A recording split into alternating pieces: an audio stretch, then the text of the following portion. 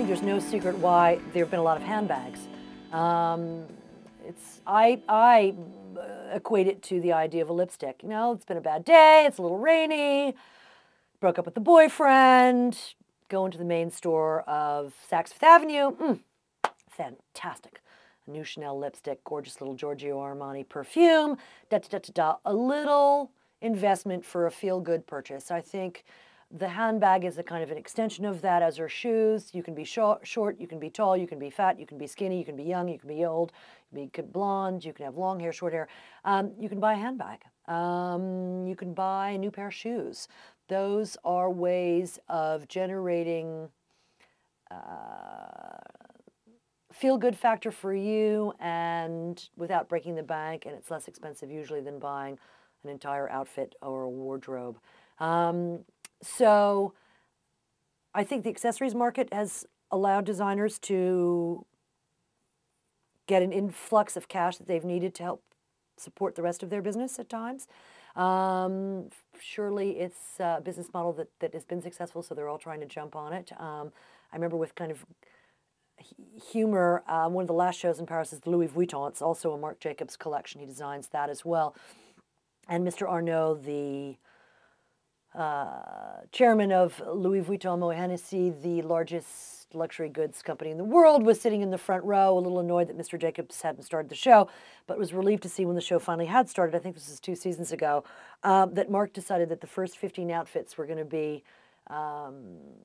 takes on Richard Prince's nurses, the artist Richard Prince's nurses, but they were all carrying Louis Vuitton handbags. And as they all went by, Mr. Arnault at eye level, sitting down in his seat, were, you know, a plethora of these fantastic new Louis Vuitton handbags. And I think he just thought, ka-ching, ka-ching, ka-ching, ka-ching. Into the coffers of Louis Vuitton goes more money on women wanting more fantastic handbags. And how smart of you, Marc Jacobs.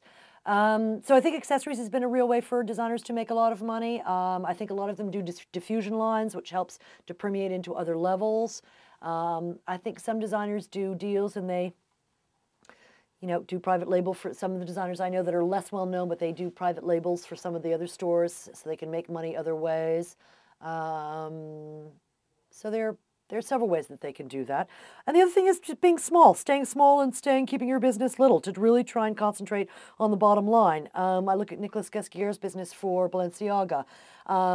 He is clearly I think for about over a year now in the red, and which was his goal as a business plan. And you'll see what he does on the runway. It's not necessarily everything that's in the store. He's got a lot of other things that are in the store that are a little bit more accessible, a little bit easier to wear. Clearly his design, aesthetic, clearly designed by him, but a little more user-friendly. So I think there's been a real intelligence about what they put in the stores and what they put on the runway, and those things are tempered and altered ever so slightly to their customer. So they're getting to be smart businessmen designers.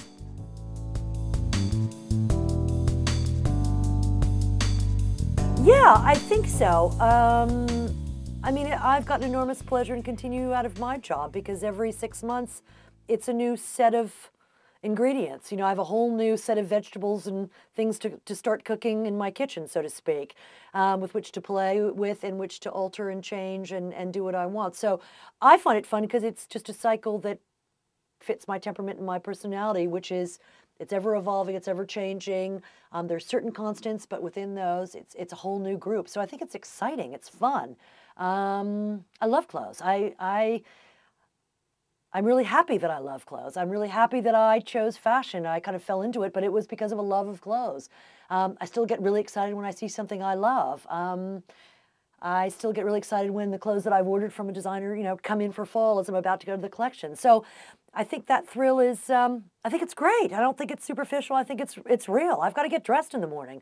I don't need to wear a bad t-shirt and a bad pair of boring jeans. I don't need to be and dress like a soccer mom, even if my kids do play soccer on Saturdays.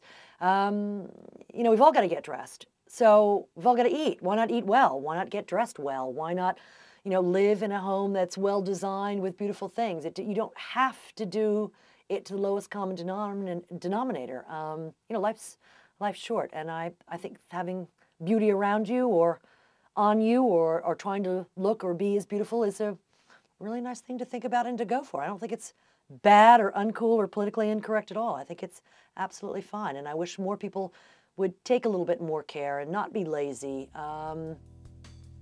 While you're doing it, you might as well get dressed well. It's my theory.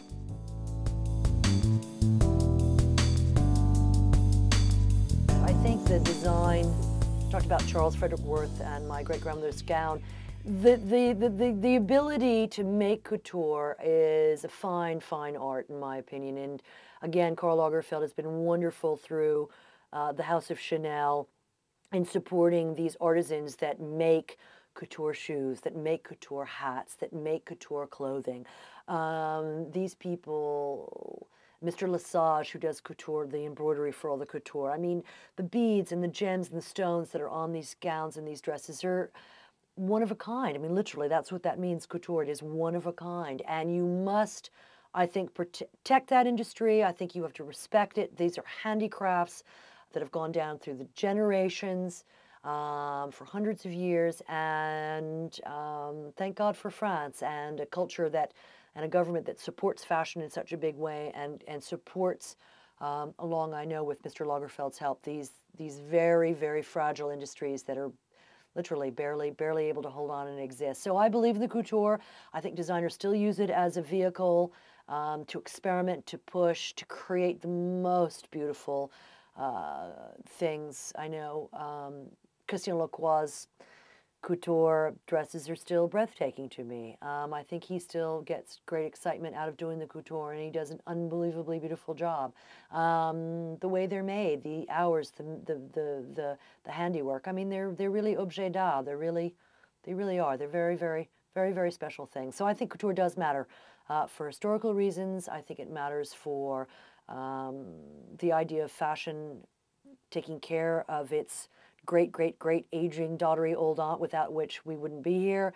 And I also think it does provide, in more subtle ways, still a laboratory for some of the top designers who do couture to push the limits of design and boundaries in the most extraordinary way possible without any barriers or restrictions.